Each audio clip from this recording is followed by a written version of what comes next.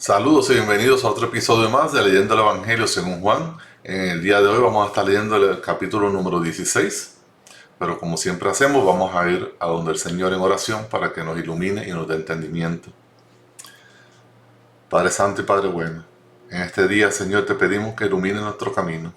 Que seas tú, Señor, iluminándonos nuestra mente y nuestro corazón según estudiamos tu palabra en el día de hoy. Ayúdanos a entender la verdad, lo que fue escrito por inspiración del Espíritu Santo para nuestro beneficio, para testimonio de Cristo y para tu gloria. Y te pedimos esto en el nombre de Jesús. Amén. Capítulo número 16, los primeros 5 versículos, nos vamos a dar cuenta que no tiene ningún título arriba, porque prácticamente es una continuación del capítulo 15. ¿Okay? Vamos a leerlo y vamos a discutir un poquito. Dice: estas cosas les he dicho para que no tengan tropiezo. Los expulsarán de las sinagogas, pero viene la hora cuando cualquiera que los mate pensará que así rinde un servicio a Dios. Y harán estas cosas porque no han conocido ni al Padre ni a mí. Pero les he dicho estas cosas para que cuando llegue la hora se acuerden de que ya se las había hablado de ellas. Y no les dije estas cosas al principio porque yo estaba con ustedes. Pero ahora voy al que me envió, y ninguno de ustedes me pregunta: ¿dónde vas? Pero porque les he dicho estas cosas, la tristeza ha llenado su corazón. Del capítulo 15 y este capítulo al principio, Jesucristo está diciendo varias verdades, y algunas de esas verdades no son fáciles de digerir, ¿no? Somos hijos de Dios, somos discípulos de Cristo, somos escogidos y tenemos todas estas cosas que son bonitas y bendiciones, etcétera. Pero al mismo tiempo el Señor Jesús nos está diciendo: así como me odiaron a mí, te van a odiar a ti. Así como me persiguieron a mí, te van a perseguir a ti. Vas a tener pruebas y dificultades en esta vida, ¿verdad? El viñador, que es el Padre, te va a podar y te va a dar forma para que crezcas fuerte y saludable, pero ese proceso te va a doler. Ese proceso va a ser difícil. Y ahora nos dice un poquito más de esa persecución, ¿no? ¿Qué van a hacer? Nos expulsarán de la sinagoga. En otras palabras, seremos expulsados de la vida social, seremos expulsados de la vida religiosa, y por lo tanto seremos perseguidos. Y esa persecución va tanto así que dice que seremos asesinados por causa de esa persecución. Y no solamente eso, sino que lo irónico es que esas personas que van a estar asesinando a los cristianos, van a estar matando a los discípulos de Cristo, van a pensar que le están haciendo un favor a Dios, que lo están haciendo a favor de Dios. Pero Jesucristo claramente nos está diciendo: eso no es un servicio a Dios, porque nosotros, los cristianos, los discípulos de Cristo, somos hijos de Dios, adoptados en Cristo Jesús, que es el Mesías enviado. Por lo tanto, no le están haciendo un favor a Dios, sino están siendo engañados por Satanás, están siendo engañados por el enemigo. ¿Y por qué hacen estas cosas estas personas? Porque no conocen ni a Jesús ni al Padre. Y tenemos que recordar lo que Jesucristo nos lleva diciendo: que el que conoce a Jesús conoce al Padre, y el que conoce al Padre conoce a Jesús. No puede haber una distinción de los dos. ¿Por qué? Porque aunque son dos personas, son un mismo ser, es un mismo Dios. ¿Okay? Y algún día vamos a hablar un poquito de la Trinidad en este sentido. Bueno, de hecho, le voy a poner aquí en la descripción abajo. Creo que tengo una clase de Trinidad que puedo darle. Si la tengo, se la voy a poner ahí, para que tenga un poquito, para que entienda lo que estoy diciendo. Porque a veces nos confundimos en nuestra humanidad. Es decir, pero Dios el Padre, Jesús, son dos. No, son dos personas, pero comparten una misma naturaleza, una misma esencia, ¿no? La naturaleza divina. Por lo tanto, es un solo Dios que tiene tres personas: el Padre, el Hijo y el Espíritu Santo.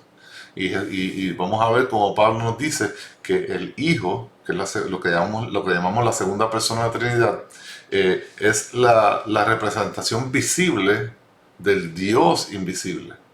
Porque también dice la Escritura que el Padre no lo ha visto.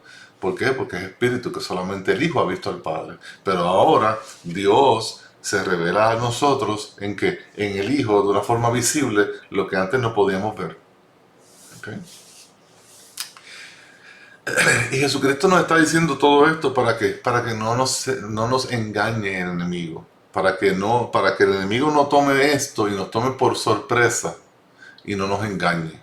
¿Okay? So, tenemos que tener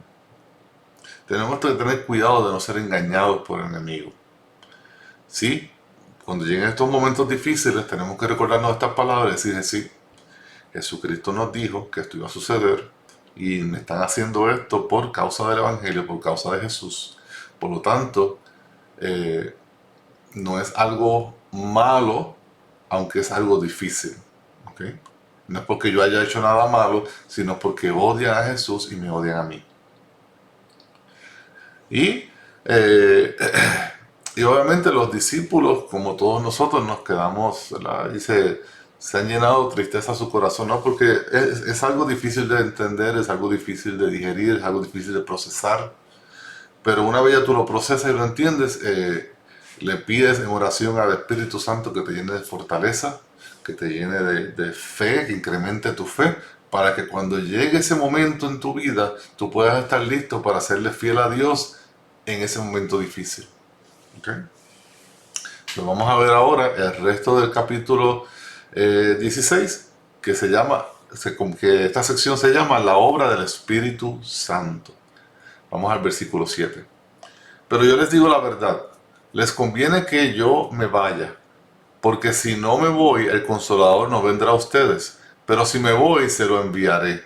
Y cuando Él venga, convencerá al mundo de pecado, de justicia y de juicio. De pecado porque no creen en mí, de justicia porque voy al Padre, y ustedes no me verán más, y de juicio porque el príncipe de este mundo ha sido juzgado. ¿Okay? Aún tengo muchas cosas que decirles, pero ahora no las pueden soportar. Pero cuando el Espíritu de verdad venga, los guiará a toda verdad, porque no hablará por su propia cuenta, sino que hablará todo lo que él oiga y les hará saber lo que habrá de venir. Él, que es el Espíritu Santo, me glorificará, porque tomará de lo mío y se lo dará a ustedes. Todo lo que tiene el Padre es mío, y por eso dije que Él toma de lo mío y se lo dará saber a ustedes. Esto es lo hermoso del Espíritu Santo. El Espíritu Santo nos revela a Cristo. Y en el proceso de nuestra salvación, en el proceso de nuestra santificación, así como nos movemos de ser como éramos antes a ser como es Jesucristo, ¿no? Donde Dios nos va transformando, todo esto va a generar fruto y va a traer gloria a Dios, va a traer gloria a Cristo. ¿Por qué? Porque glorificamos a Cristo diariamente, porque es quien es Él que dio su vida por nosotros. Por lo tanto, el Espíritu Santo, al hacer estas obras que Él está llamado a hacer, glorifica a Dios, ¿verdad? Tanto al Padre como al Hijo, por lo que hace en nosotros, en los discípulos. ¿Okay?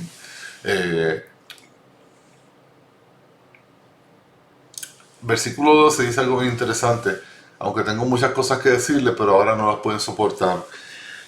El Espíritu Santo, aunque ya estas personas, estos discípulos, estos apóstoles, habían sido, ¿verdad?, blanqueados, lavados, como ya observamos anteriormente, no habían recibido la totalidad del Espíritu. ¿Qué quiero decir con esto?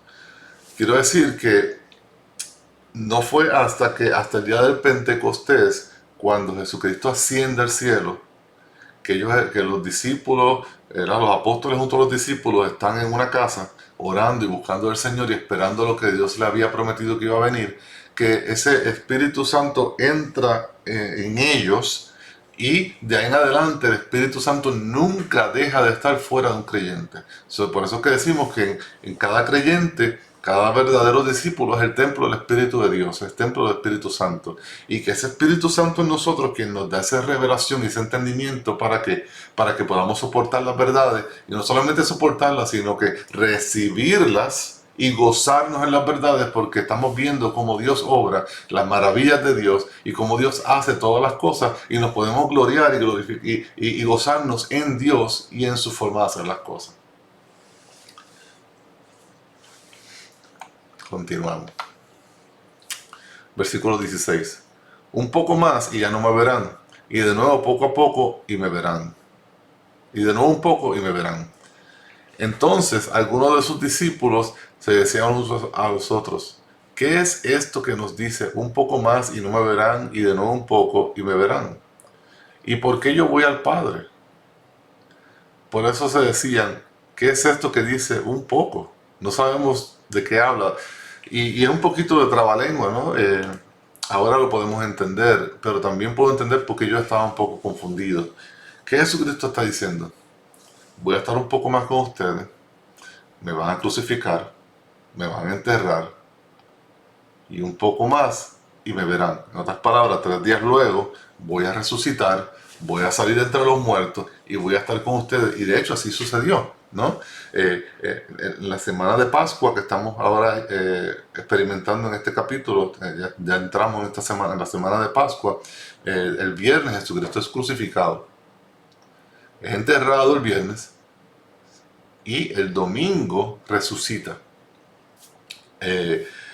Al resucitar, pues obviamente lo ven otra vez después de un poco de tiempo de no verlo. Y él está 40 días con sus discípulos enseñándole todas las cosas de la Biblia, revelándole todo lo que decía el Antiguo Testamento acerca de él, lo que escribió Moisés acerca de él, etcétera, etcétera. Y después de esos 40 días, él asciende al cielo.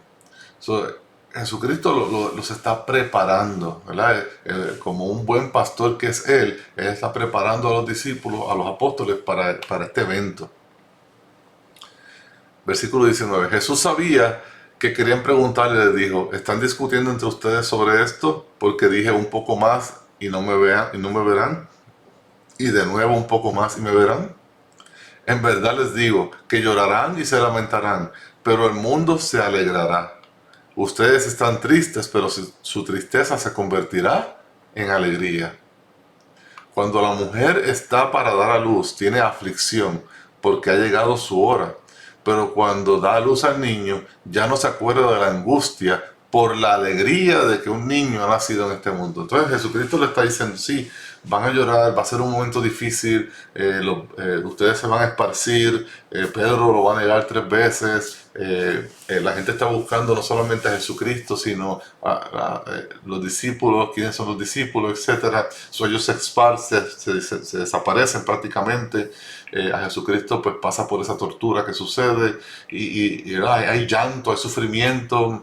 María está sufriendo, María su mamá, María Magdalena, el Juan es el único discípulo que se queda al lado de María frente a la cruz mientras Jesucristo está crucificado, y hay ese dolor y esa angustia. Y Jesucristo dice, ustedes llorarán y los demás se alegrarán. Se alegrarán porque salieron, ¿verdad?, entre comillas, salieron de Jesús. Por fin lo mataron, por fin salieron de este. Pero su tristeza se convertirá en alegría. ¿Por qué? Porque al tercer día Jesucristo resucitará. ¿Y qué dice el Señor Jesús? Compara este evento con una mujer que está, ¿verdad?, que va a tener un hijo. Vienen contracciones, vienen dolores difíciles, el proceso del parto duro, tanto así que hoy en día las mujeres utilizan un tipo de anestesia para bajarle el dolor, ¿no? Y es un momento angustioso y doloroso y difícil.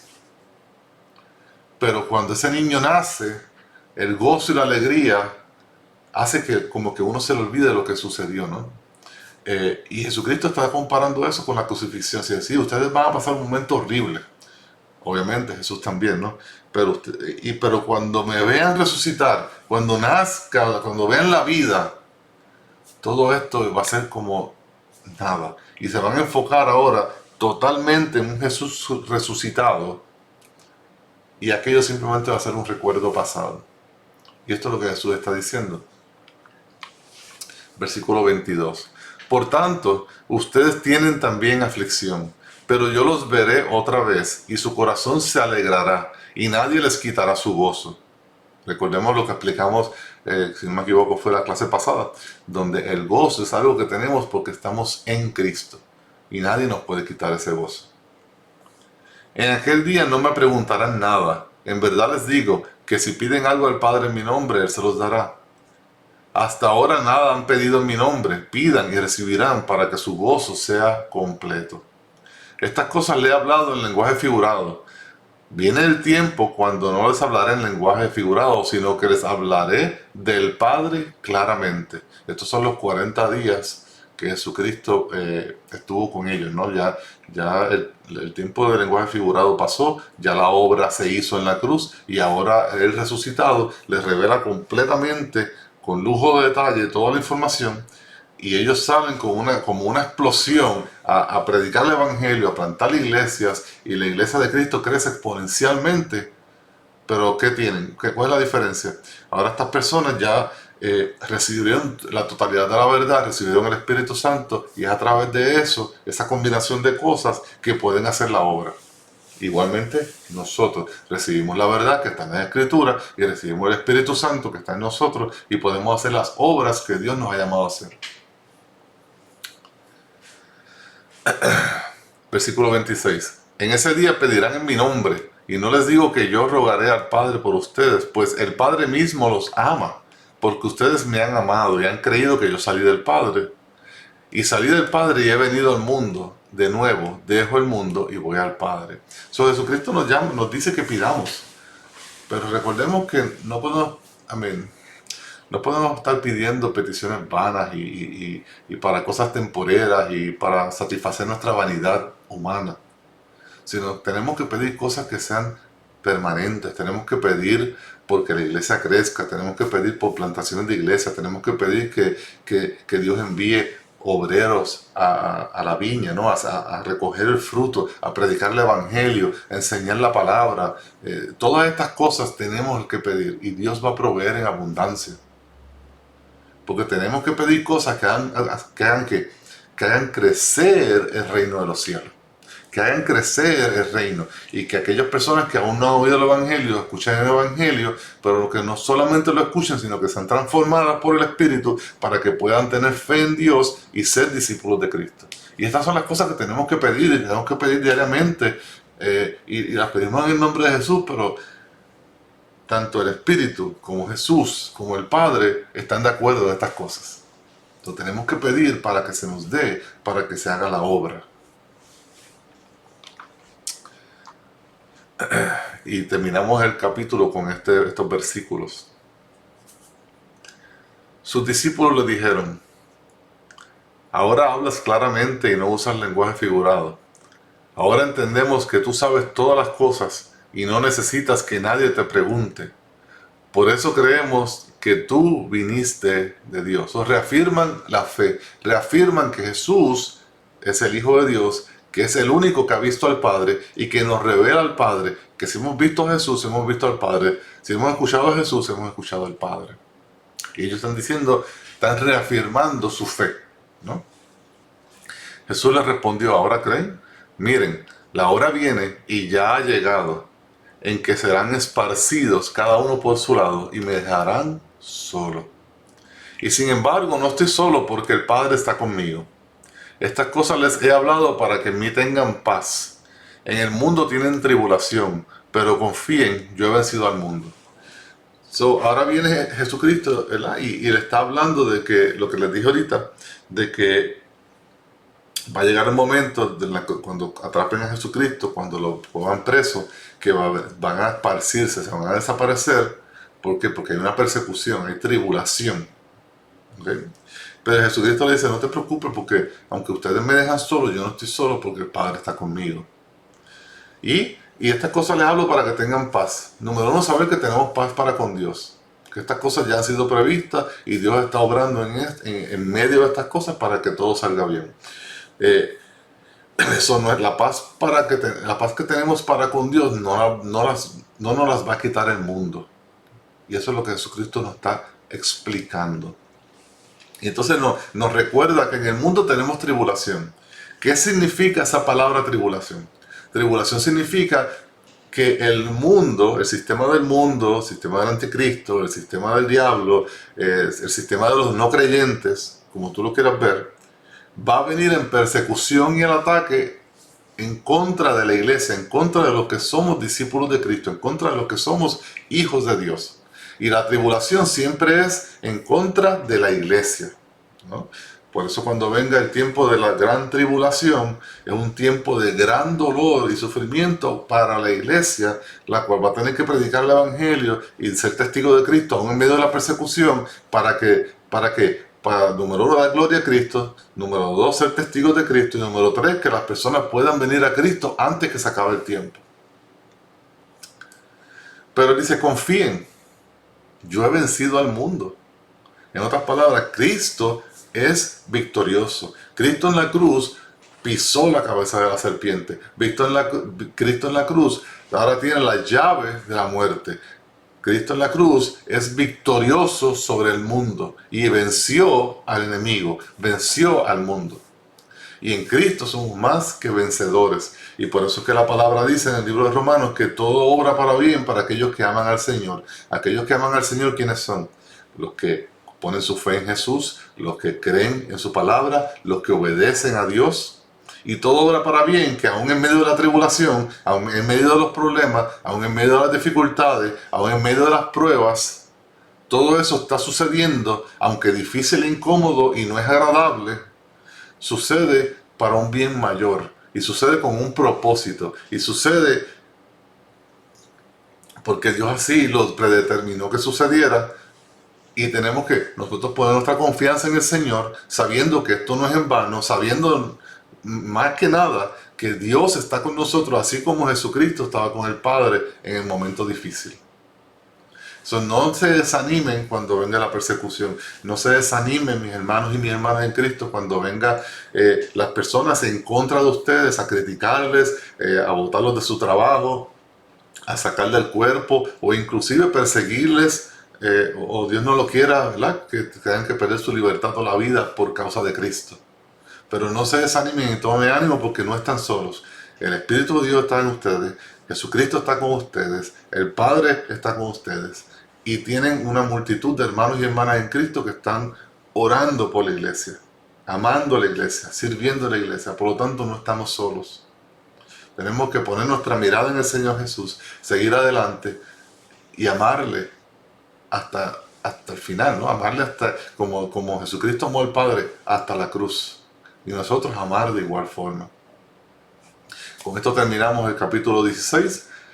Sigan meditando en esta palabra. Si aún no conoces, si aún no has puesto tu fe en Cristo, no sigas esperando. Pon tu fe en Cristo, arrepiéntete de tus pecados, porque somos salvos por gracia a través de la fe. Pon tu mirada en Cristo Jesús, síguele y no mires hacia atrás. Nos vemos en el próximo episodio. Que el Señor los bendiga y hasta luego.